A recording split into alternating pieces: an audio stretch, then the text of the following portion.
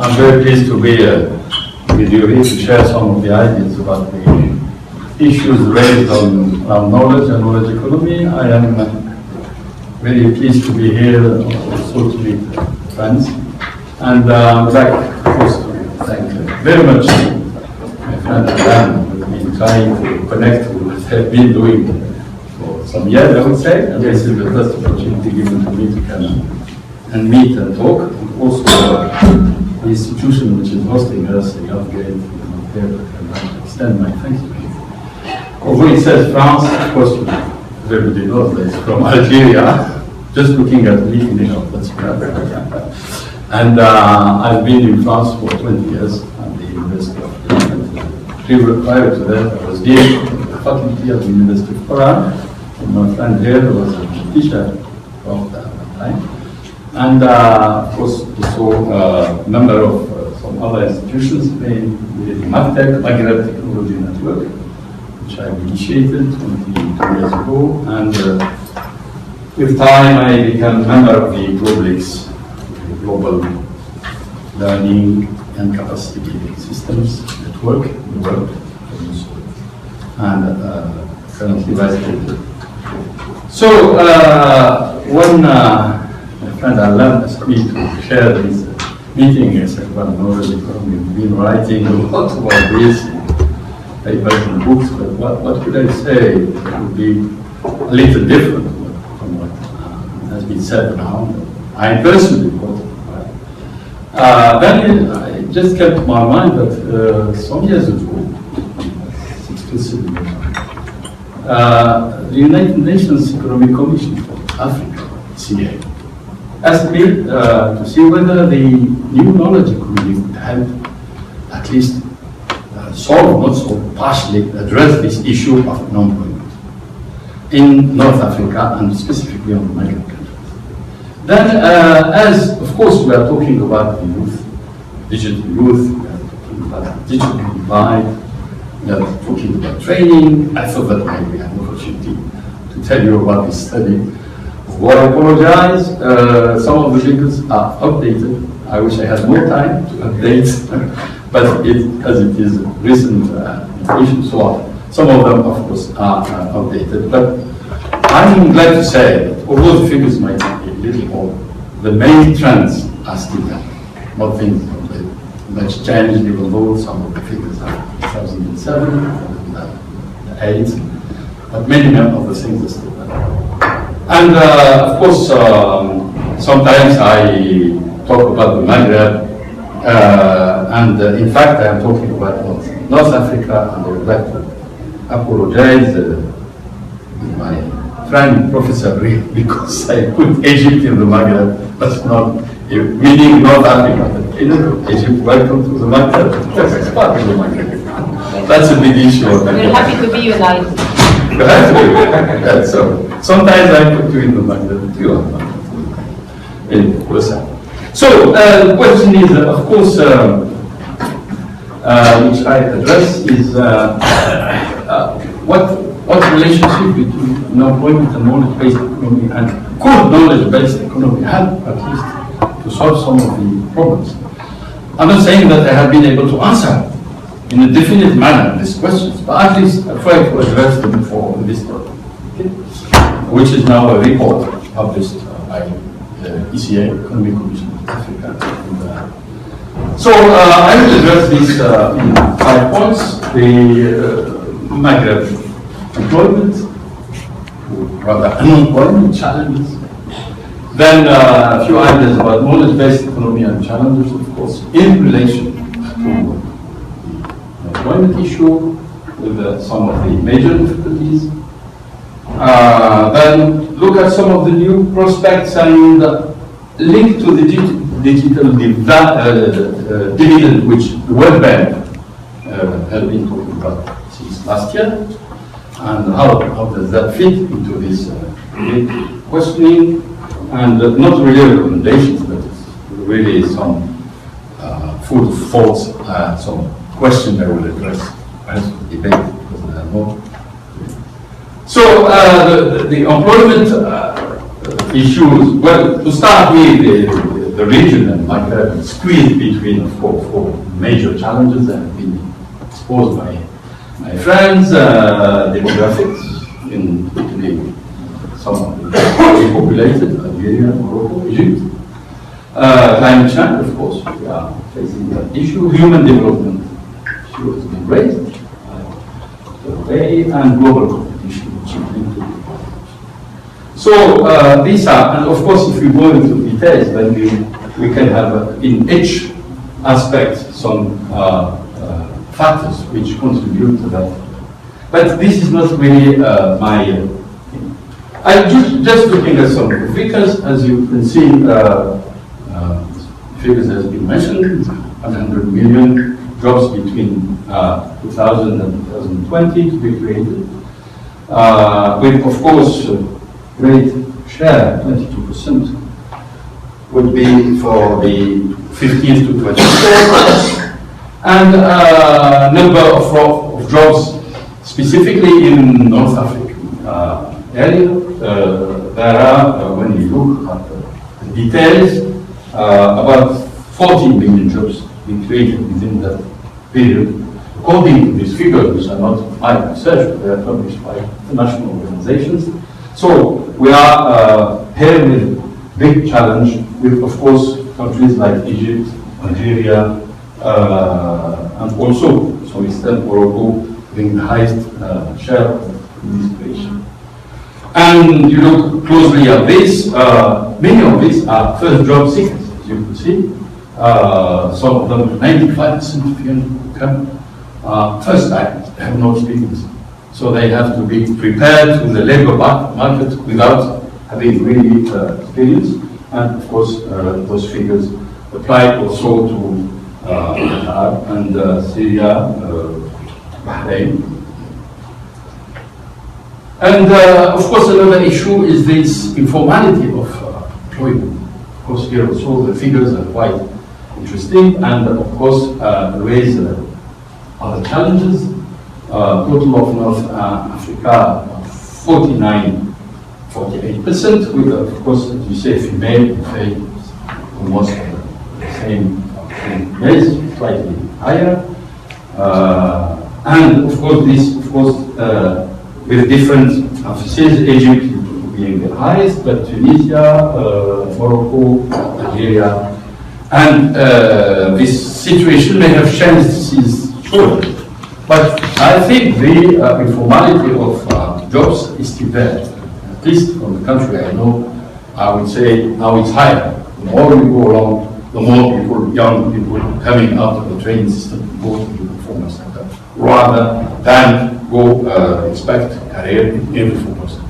Because one of the institutions, public administration, has been recruiting massively in the past, doesn't do that anymore because of budget restrictions, structural adjustment programs, and whatever.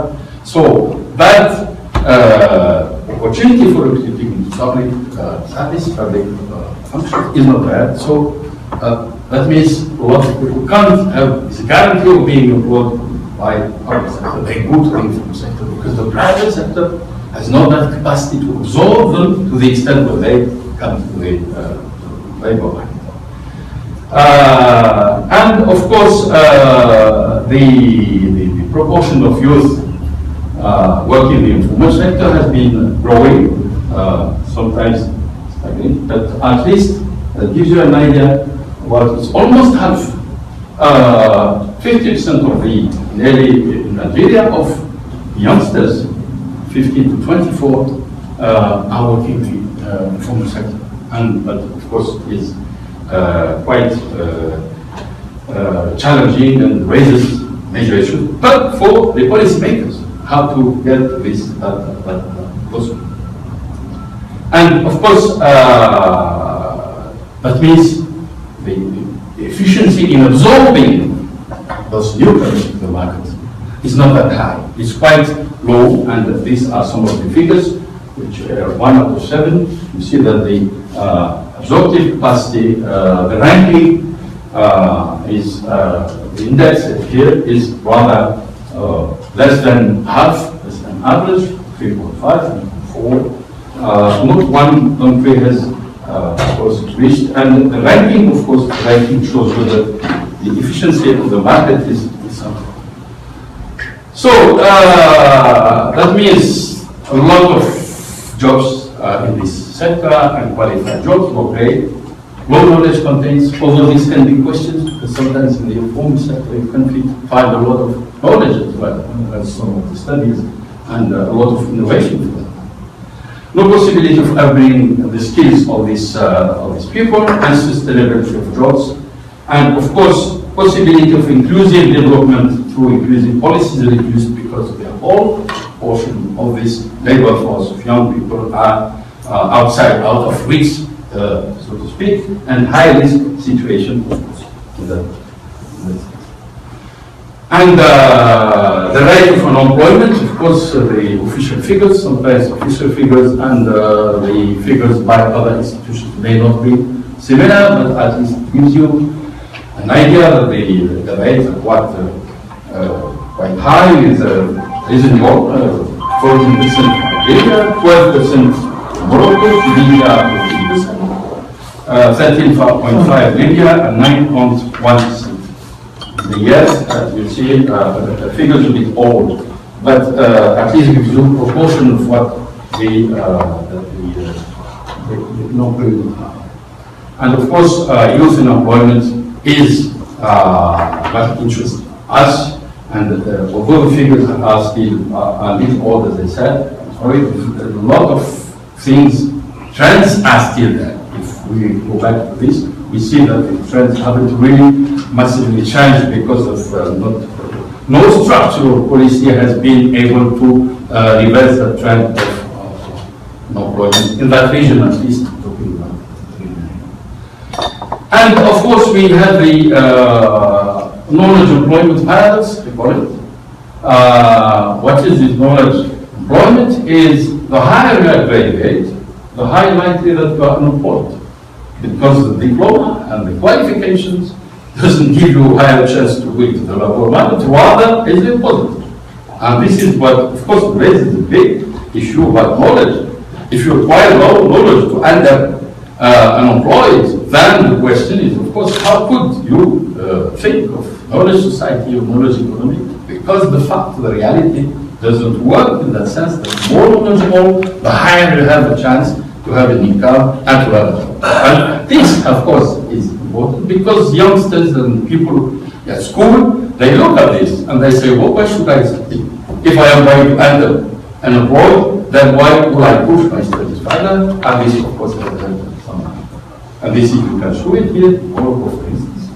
But just one example, but you could replicate this in the countries of the region. Of course, the less you are graduate, the higher the employment level, the more you have a chance of being employed. And unemployment goes as, is proportional to level of education.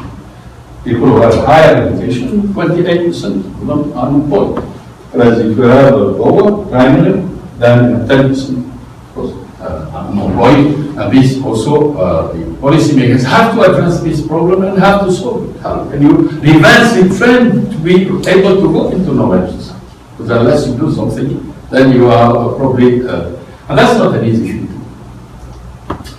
And yet, when you look at the expenses of the states, that isn't quite good compared to average investment countries.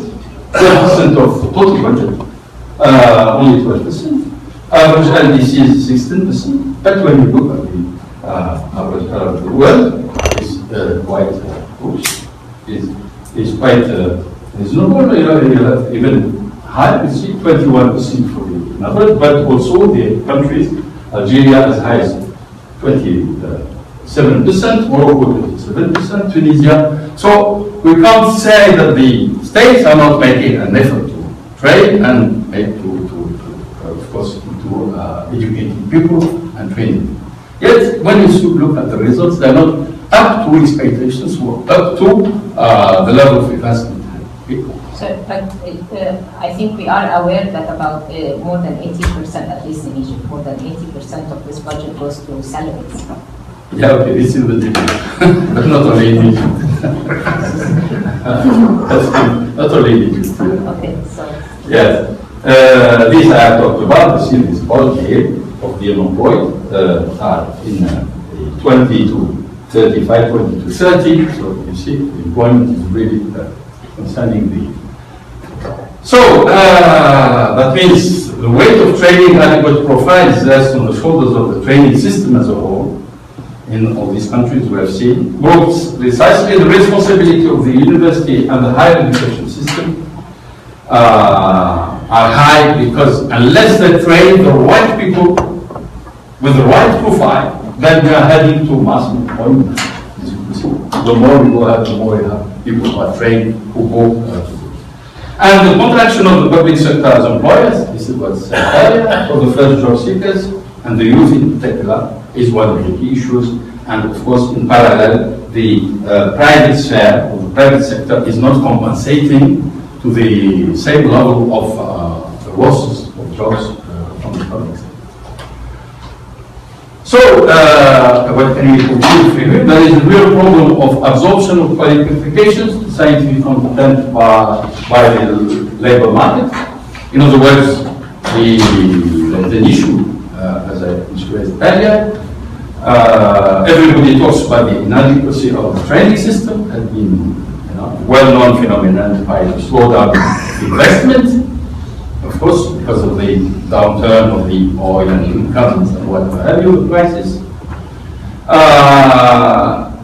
And one of the issues is, of course, this is due to large extent that the firms do not require enough skills, personnel, hence intense use of knowledge and capital to employ low skill and low productivity. In other words, they rather, for the same salary, they rather employ somebody with less qualification and train him rather than pay for that salary with a high knowledge content. That is, of course, makes sense in economic terms, but of course it doesn't help to solve the and is at the heart the employability of youth is one of the key issues which has to be addressed.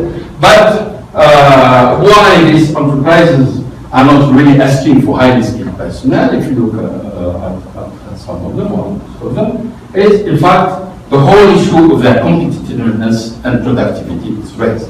Because they remain, for most of them, in raw knowledge content, sometimes in market which still being protected, but they are not protected anyhow, and family business who do not want to venture into thinking in terms of innovation, thinking in terms of introducing massively ICT, in terms of highly qualified because they invest money. So that issue of family business dominant in most of the countries, of course, raises the issue of how can we tackle these knowledge-based economic issues.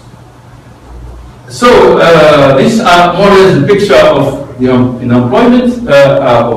employment and the issues for youth. Now, those knowledge-based economy challenges, can it address these challenges well? This has been presented, of course, human capital, human, which are the 4 pillars. Everybody talks about these 4 pillars, and Lam started by posing this. Although, of course, we as a researcher, we are in a position to criticize this model. Is it the model which should be applied in our part of the world? Is it? But the fact is, it has been bought massively in that region, in our region, since it was produced in 2002, 2003. It is massively bought by the region, and so we have to look at this model because there's no other alternative has been presented and has had so much attractivity. So, but we, as a researcher, we are in a position, we have the right to raise the question: is this the model? And that's another issue which probably we will not address here. What is sure that from the work which has been done, not ours but others, the competitiveness and knowledge are correlated. If you could see these curves, this is the knowledge economy index and the global competitiveness index, and then you could see how this trend is high. So there are points here, there are results which confirm that, of course, knowledge and competitiveness are in it, no matter how we define knowledge. And of course, all the countries of the region have a different position in relation to this curve. So 2012, but pretty much the same now, I would say, if we try with current figures, they're probably the same. And knowledge workers, in proportion of labor, everybody is reckoned that it has been growing. In the 60s, 15%, knowledge workers, 30% in 2000, and 60% expected in 2020. So this is a fact, and every all the studies go into that sense. But what is important, you see how the pace has actually, in only 20 years, the proportion of knowledge workers doubled. That means we're heading to a situation where there will be more and more knowledge workers, and that means that also, of course, if we want to be competitive, if we want to be globalized, if we want to be integrated, then we have also to follow this trend and train knowledge workers in our from institutions, but also employ them in our companies and industry. So that's a fact. 60% where? In which part of the world? I mean, this is global. Yeah, global. Yeah, but what is the percentage, for example, of knowledge workers in Africa? No, this is, I'm giving you just the global trends. Okay, this is, just to say, this is tendency. Now, if we go into details, if my friend Alan gives you another hour, I will show you. I give you Africa and everything, but it is not. No, this I felt that it's inescapable. If we want to really to be in globalization and to be competitive, then we have to realize that this is not something which can be escaped, because this is what's happening. And John was saying earlier how knowledge has been helped to restructure the whole dynamic of this university and has given tremendous results. So that's only one illustration of what it is like. And of course, proportion of labor with higher education level, this is more precise because it's country by country. Okay. Then, of course, this shows that the proportion of labor with high education level in this knowledge society, of course, is high, as you can see, USA, Canada, of course, it varies from one country to the other. Even those rates have to be reviewed because there's a bit more. But at least that shows that the training of the right human resources is very important, because this is what helps these resources to integrate and to support this knowledge economy and knowledge society. And the question is how much of our higher education, how much graduates are actually we have in the knowledge-based index. This I will not go in details. It has been shown that knowledge-based in the region. Of course, we've been showing earlier the figures of the Gulf.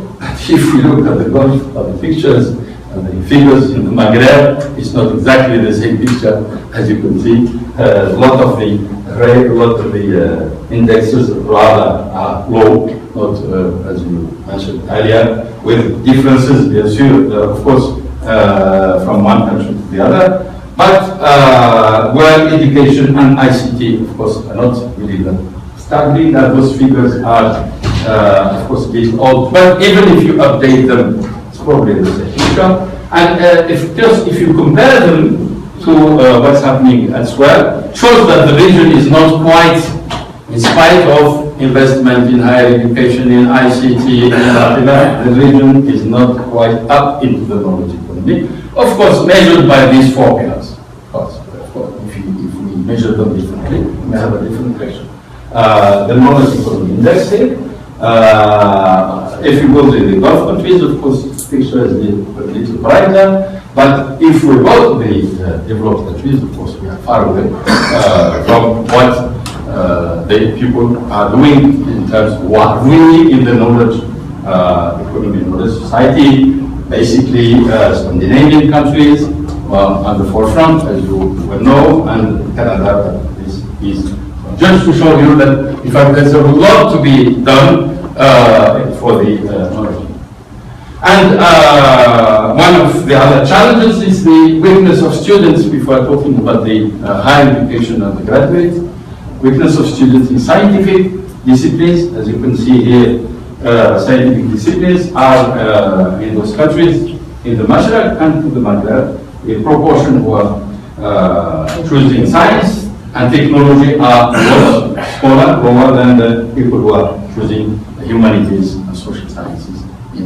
And that's also raises the question, going into innovation right, going into knowledge society right, but who is going to undertake that revolution of innovating in the industrial in industry and in other sectors, bearing in mind that the proportion of people who can do that actually is, for a variety of reasons, capacity to solve, to supply knowledge to the youth. This is the interesting table here, asking the question then which are the countries which are in a position and capacity to supply knowledge for knowledge-based economy, to prepare, in other words, their youth for entering the knowledge-based economy. And this is the picture. We may agree or not, but these are the results. So capacity of supply sufficient knowledge of supply of sufficient level of knowledge capital, none, according to this study of UNDP. Capacity to supply a reasonable level of knowledge capital, 2 countries, Egypt and Tunisia, insufficient. Capacity to make extra effort to supply knowledge, need to make, extra effort, Algeria, and effort largely insufficient. More important, how valid these pictures are, but at least that gives us an idea of some are doing some effort, others are not doing the necessary effort to enter the knowledge economy, and they have to, of course, review their strategy, review their policy, and review their mindset, because the issue is there, we talk about the mindset. Taking advantage of the digital divide.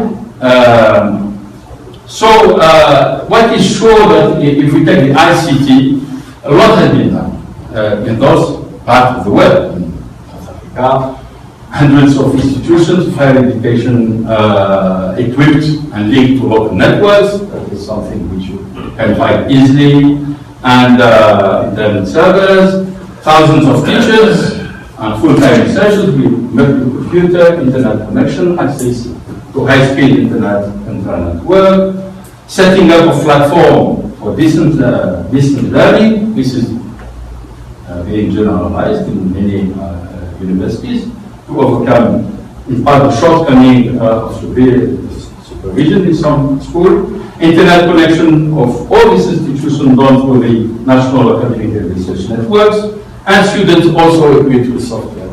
So, looking at these actions, we could say that there has been awareness, and this is getting stronger and stronger.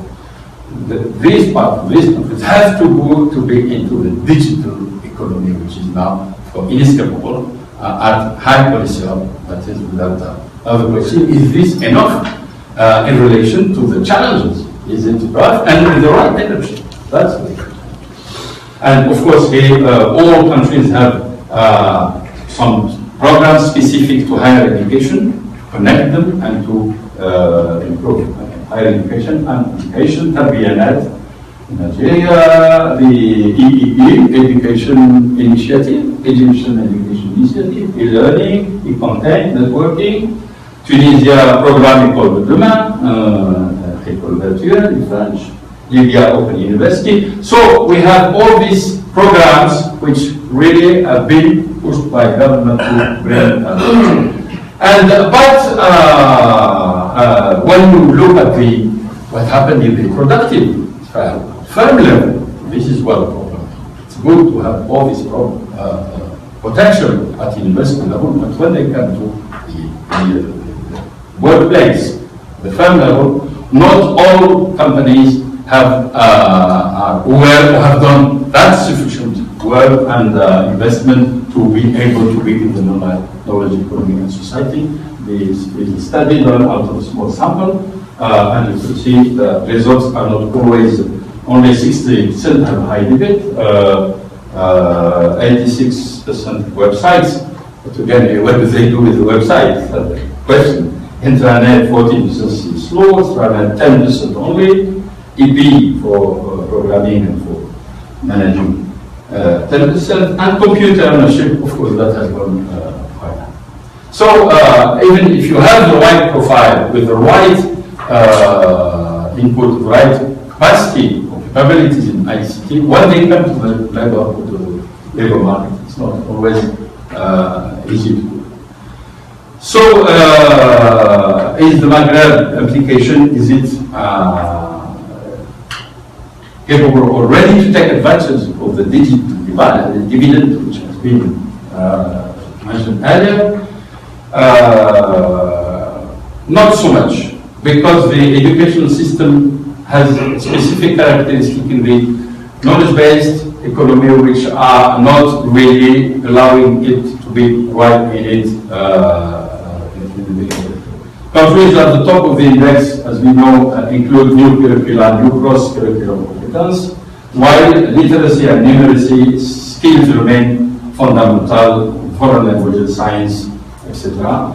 Educational methods adopted incorporate some innovation that address these competences, research-based, student-centered instruction, and of course, education systems are becoming more comprehensive and diversified. This is for the digital dividend, but these are not up to requirements in that way. Major difficulties and challenges we have seen.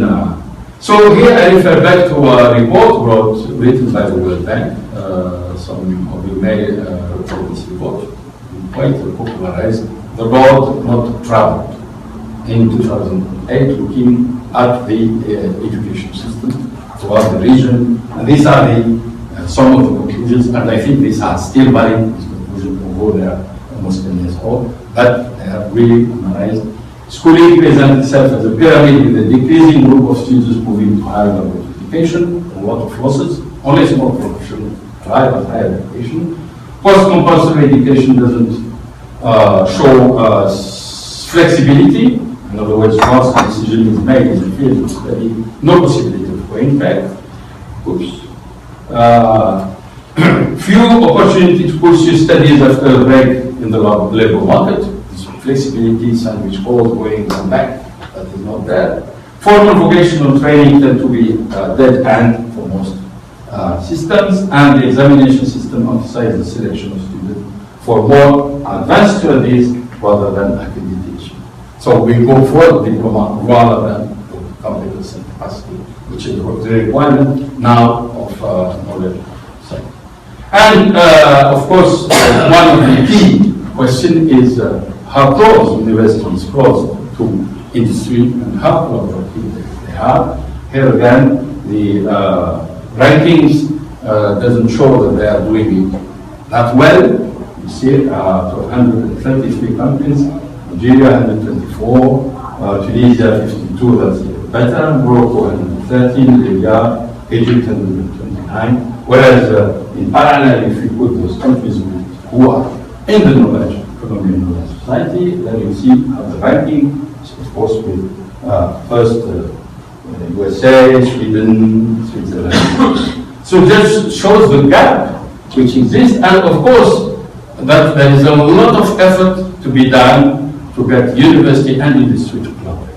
And the fact they are not collaborating, this is, of course, not even irrespective of these figures. I have been working at the university. There's a whole lot of problems getting the university industry to talk to us and going to do things with the university. Although things have changed, as I am talking from souvenirs, things have changed, but not to the extent that.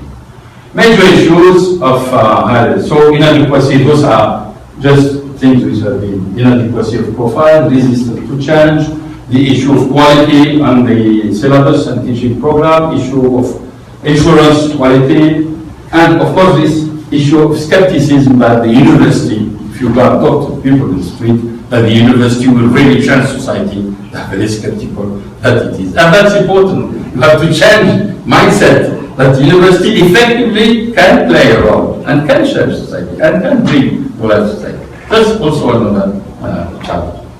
Of course, this has been raised, and the problem of migrations. If every time you have qualified people and they have good degrees and experience, they leave the country, then of course that is a big issue. And this diaspora issue has been raised, and this is particularly important in that part of the world, Egypt and Syria, Morocco. Rate of migrations to Europe is quite staggering, and I have several examples if I have to go.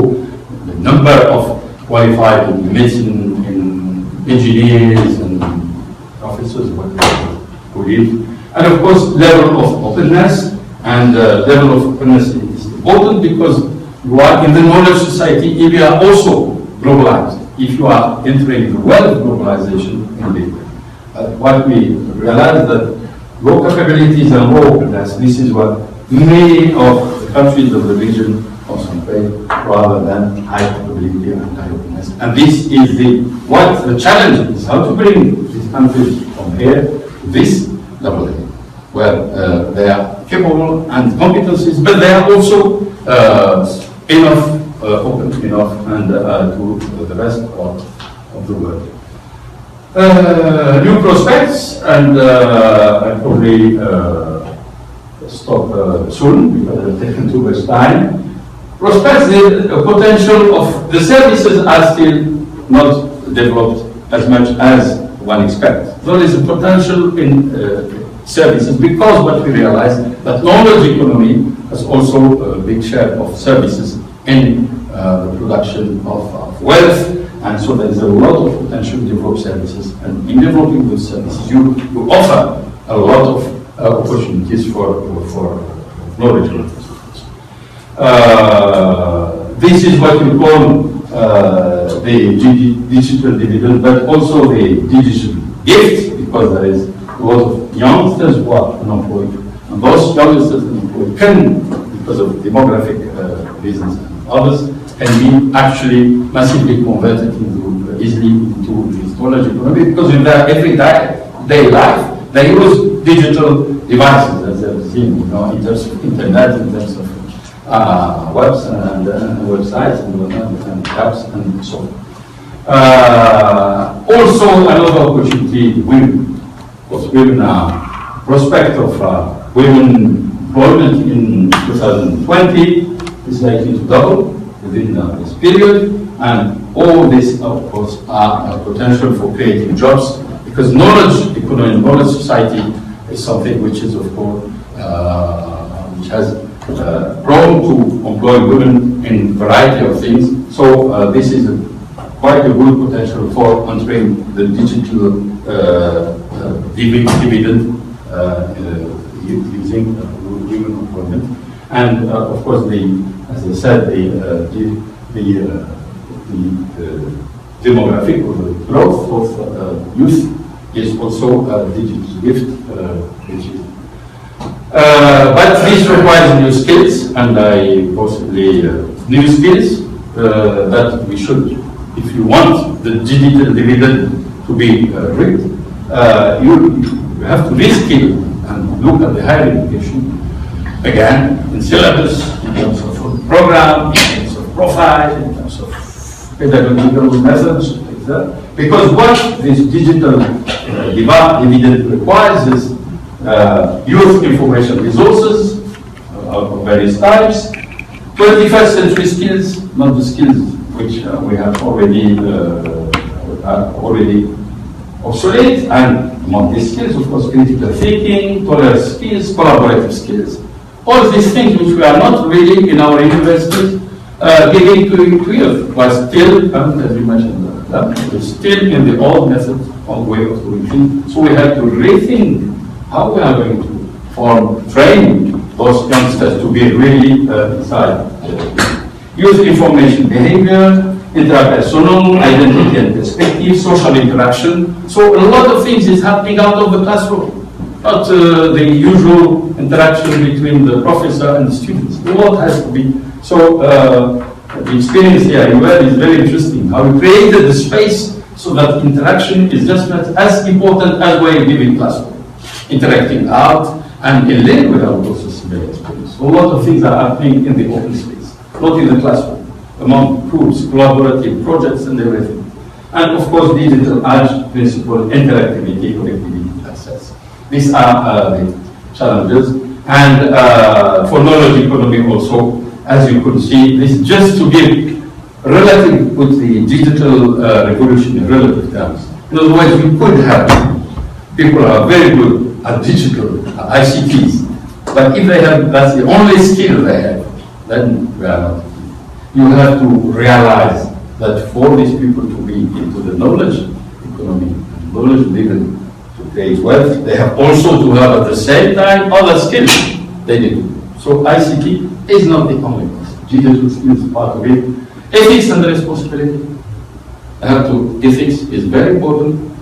Ability to learn independently, not only linked to the professor, but you have to learn, teach them how to learn, learn to learn. Communication skills, teamwork and flexibility, and thinking skills, which we mentioned earlier. So it's a whole package if we want really our future students to be in the knowledge-based economy and of course to benefit from the digital dividend. And of course this is also something which ILO produced, but same, more than the same thing. Innovation is at the heart of the whole process. Dialogue and consensus, training and long life knowledge acquisition, to be said, cooperation and usage of ICT as a means and as a source. Not recommendation here, but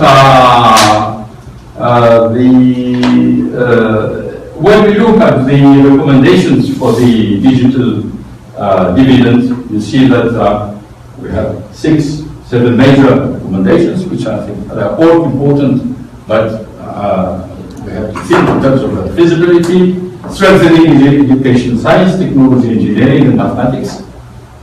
We've seen that one of the problems is a lot of our students are leaving these spheres and these areas to go to other areas, social science and humanities. Strengthen links between private sector and higher education. Of course, I've been mentioned, the private sector has been left out, and yet it is the private sector who is going to make it and vocational training. Promoting long-life learning, provide students with practical training and exposure to the world prior to their graduation, the MOOC system. Explore modular approach to learning so that students can move. This is also something we don't have in our part of the world. Students is either in university or in industry or in unemployed. There is no flexibility of moving between the spheres. And of course, publicly on financing, publicly financed training on new economic skills ICT and promote on-the-job training.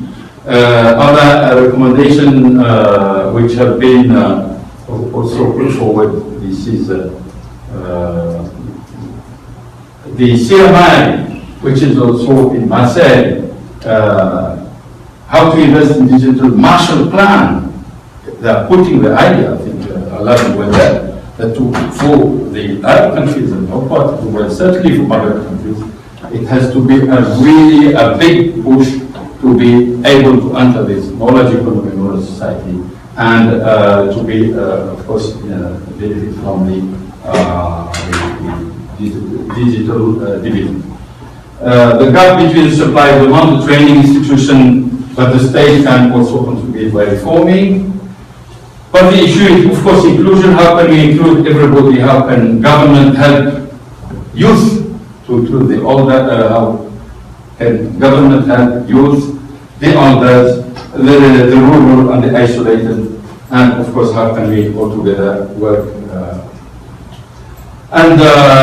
Thank you very much. I have a few more things to say, but I prefer to do them on the debate because I already started taken by.